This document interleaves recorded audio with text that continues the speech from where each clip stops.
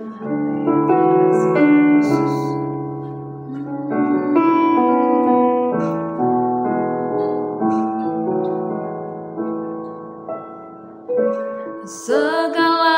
perkaraku ku serahkan padamu,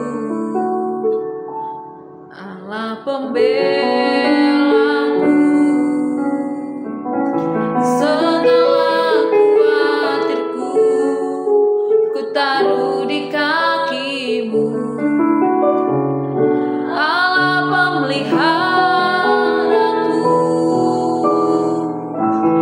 Bila Kau yang membuka pintu, tak ada satupun dapat menutupnya. Bila Kau yang mengangkat aku, tiada yang dapat merendahkanku.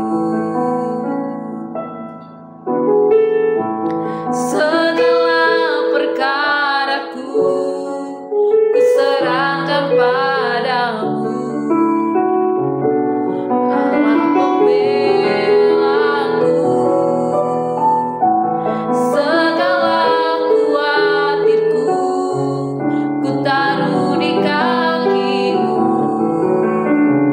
Allah pemeliharaku. Bila Kau yang membuka pintu, tak ada satupun dapat menutupnya. Bila Kau yang mengangkat aku, tiada yang dapat merendahkanku.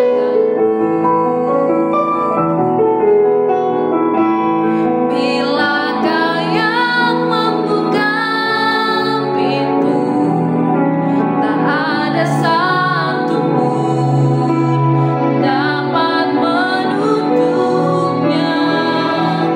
Bila Kau yang mengangkat aku, tiada yang dapat merendahkanku. Tiada yang dapat merendahkanku. Terima kasih Tuhan Yesus. Engkau Allah pengharapan kami, Engkau segalanya bagi kami Tuhan. Terima kasih untuk pemeliharaanmu di dalam hidup kami. Kami bersyukur untuk rahmat-Mu yang selalu baru, yang terus menyertai kami. Terima kasih Tuhan Yesus. Saat ini bersabdalah bagi setiap kami, berikan kami pengertian yang baru. Di dalam nama Yesus, haleluya. Amin. Shalom Bapak Ibu dan Saudara-saudari, kita berjumpa kembali di dalam perenungan intim dengan Allah, yang pada kesempatan ini akan membahas mengenai masalah akan menonjolkan kasih setia Tuhan. Firman Tuhan yang akan kita pelajari bersama terdapat pada Ibrani 12 ayatnya yang ke-5 sampai dengan 12. Berikut adalah firman Tuhan di dalam Ibrani 12 ayatnya yang ke-5 sampai dengan ayatnya yang ke-12. Dan sudah lupakah kamu akan nasihat yang berbicara kepada kamu seperti kepada kanak-kanak? Hai anakku, janganlah anggap enteng didikan Tuhan, dan janganlah putus asa apabila engkau diperingatkannya. Karena Tuhan menghajar orang yang dikasihinya, dan Ia menyesah orang yang diakuinya sebagai anak. Jika kamu harus menanggung ganjaran, Allah memperlakukan kamu seperti anak. Di manakah terdapat anak yang tidak dihajar oleh ayahnya? Tetapi jikalau kamu bebas dari ganjaran yang harus diderita setiap orang, maka kamu bukanlah anak, tetapi anak-anak gampang. Selanjutnya dari ayah kita yang sebenarnya kita beroleh ganjaran dan mereka kita hormati. Kalau demikian, bukankah kita harus lebih taat kepada Bapa segala roh, supaya kita boleh hidup. Sebab mereka mendidik kita dalam waktu yang pendek sesuai dengan apa yang mereka anggap baik. Tetapi Dia menghajar kita untuk kebaikan kita, supaya kita beroleh bagian dalam kekudusannya. Memang tiap-tiap ganjaran pada waktu ia diberikan tidak mendatangkan sukacita tetapi duka cita. Tetapi kemudian ia menghasilkan buah kebenaran yang memberikan damai kepada mereka yang dilatih olehnya. Sebab itu, kuatkanlah tangan yang lemah dan lutut yang goyah.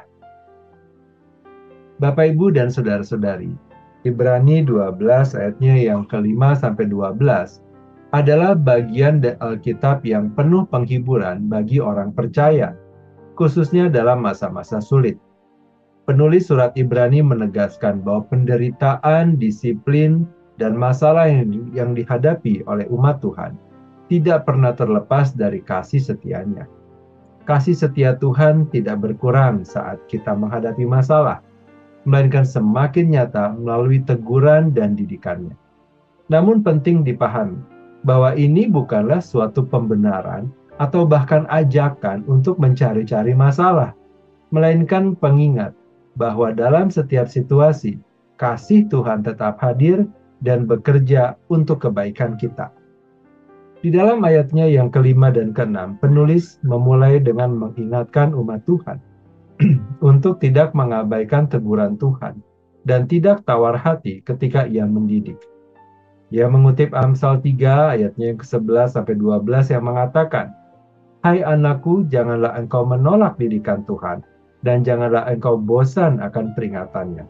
Karena Tuhan memberi ajaran kepada yang dikasihinya, seperti seorang ayah kepada anak yang disayangi."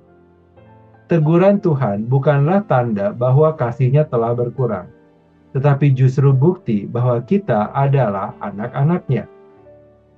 Dalam iman Kristen, konsep kasih Tuhan tidak pernah terlepas dari kebenaran bahwa kasih itu bersifat mendidik. Sama seperti seorang ayah yang mengasihi anaknya, tidak akan membiarkan anak itu terus dalam kesalahan. Demikian pula Tuhan mendidik kita untuk memurnikan iman kita.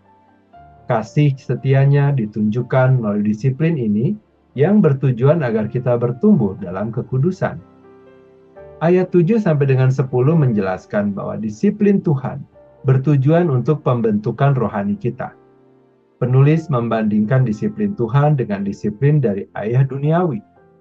Jika ayah duniawi mendidik kita dengan niat baik untuk kehidupan sementara, Tuhan mendidik kita untuk tujuan kekal agar kita mengambil bagian dalam kekudusannya. Bapak, Ibu, dan saudara-saudari, masalah yang kita hadapi dalam hidup bukanlah bukti bahwa Tuhan telah meninggalkan kita. Sebaliknya, setiap masalah diizinkan Tuhan sebagai sarana untuk membentuk kita menjadi semakin serupa dengan Kristus. Hal ini merupakan bagian dari kedaulatan Allah yang mutlak.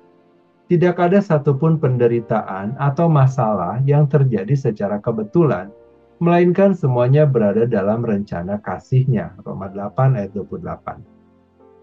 Dalam ayat 11 dan 12 dikatakan bahwa disiplin tidaklah menyenangkan saat dijalani, tetapi akhirnya menghasilkan buah kebenaran yang memberikan damai kepada mereka yang dilatih olehnya.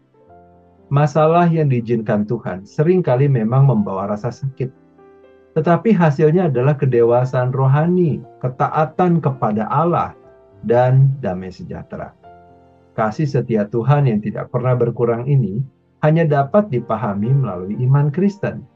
Iman membantu kita melihat bahwa penderitaan bukanlah akhir, melainkan proses yang membawa kita lebih dekat kepada Allah. Ayat 12 mendorong kita untuk memperkuat tangan yang lemah dan lutut yang goyah, menunjukkan bahwa kasih Tuhan memberikan kekuatan baru untuk terus berjalan dalam iman, bahkan di tengah masalah. Bagaimana aplikasinya di dalam hidup kita? Pertama, percayalah kepada Tuhan dalam segala situasi.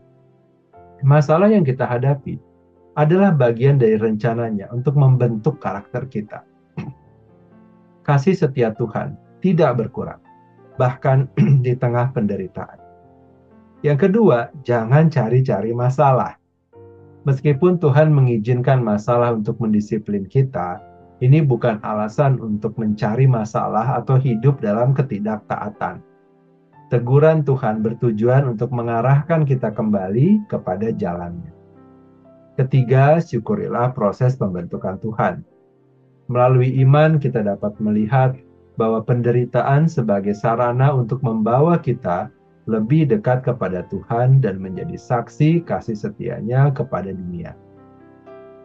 Bapak, Ibu, dan Saudara-saudari, Ibrani 12 ayatnya yang kelima sampai dengan 12 mengajarkan bahwa kasih setia Tuhan tidak pernah berkurang, bahkan saat kita menghadapi masalah. Disiplin dan teguran dari Tuhan adalah bukti kasih-Nya yang mendalam, yang bertujuan untuk membentuk kita menjadi serupa dengan Kristus. Dalam iman Kristen, kita memahami bahwa penderitaan bukanlah tanda penolakan, melainkan sarana pembentukan menuju kekudusan. Kasih setia Tuhan tetap nyata dan bekerja dalam setiap situasi hidup kita.